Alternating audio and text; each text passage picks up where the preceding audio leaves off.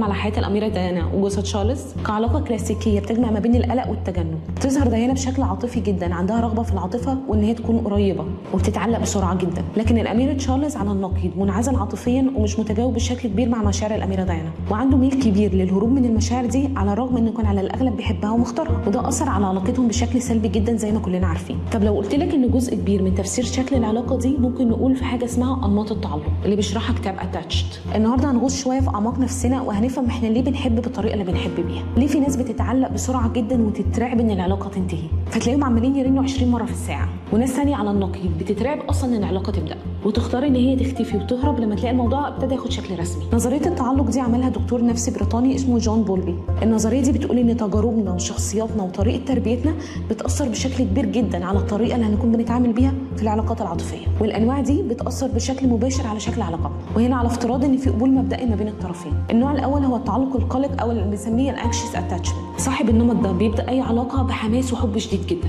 لكن على طول بسرعه بتيجي مرحله القلق وبيبتدي يحس ان شريكه هيبعد او هيسيبه من غير اي مؤشر، ويكون السبب ورا ده انه في طفولته تعرض لرفض كبير جدا، او انه ابوه وامه ما كانوش موجودين، سواء هم ما كانوش موجودين فعلا كانوش عايشين يعني، او ان هم ما كانوش متواجدين عاطفيا، مش قادرين يسددوا احتياجاته العاطفيه.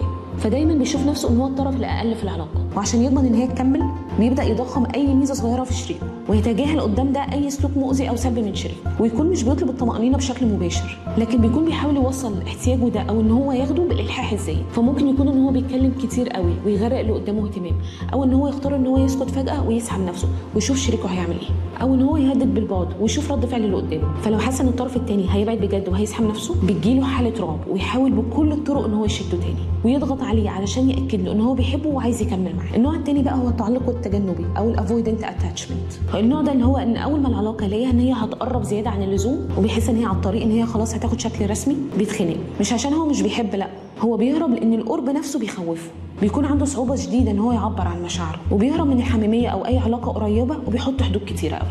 غالبا النمط التجنبي ده بيكون جاي من شكل وجع قديم زي صدمه او فقدان، ان هو فقد حد فجاه كان بيحبه قوي، خليته يتبرمج على فكره ان القرب يساوي خطر وان التعلق هيساوي ضعف. فهو في الحقيقه بيحاول ان هو يحمي نفسه من اي وجع محتمل، فبيبتدي يبني اسوار حوالين نفسه علشان ما يوقعش نفسه ان هو يتجرح لاي سبب، زي ان هو يخش علاقه ممكن تنتهي، او انه يحب حد وفي الاخر الشخص ده ما يقدروش ويسيبه.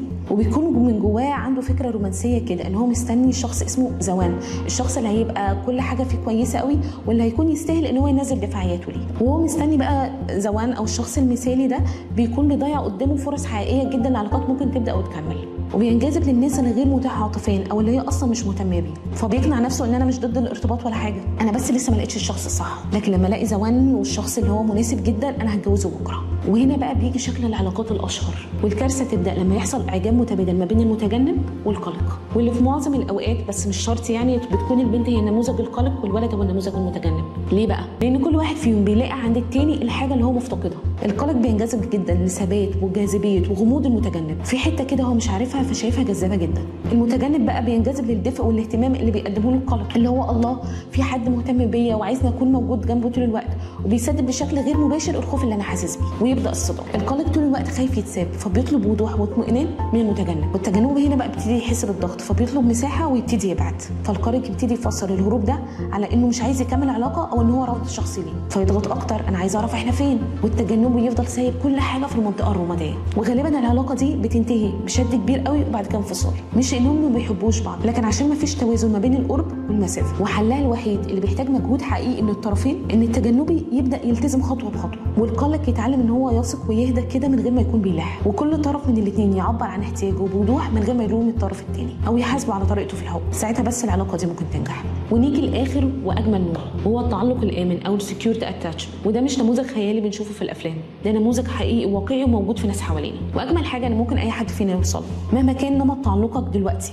صاحب التعلق الامن بيكون مرتاح جدا في العلاقه، هو من هنا مش بيعتمد على شريكه عشان يحس ان هو كامل وكويس، عارف ان هو يكون موجود وبيشارك، لكن كمان مش بيبقى مرعوب لما الطرف الثاني يسيبه او ينشغل عنه كام ساعه، عنده مرونه وبيقول لنفسه انا ممكن اغير حاجات بسيطه عشان العلاقه تمشي بس من غير ما اضيع نفسي. الطرفين هنا بيكونوا عارفين يتواصلوا بصدق، بيسمعوا ويفهموا ويتكلموا من غير هجوم زياده او دراما، شايفين ان هم شركاء في مشروع واحد مش خصوم ضد بعض، وفريق واحد مش فريقين.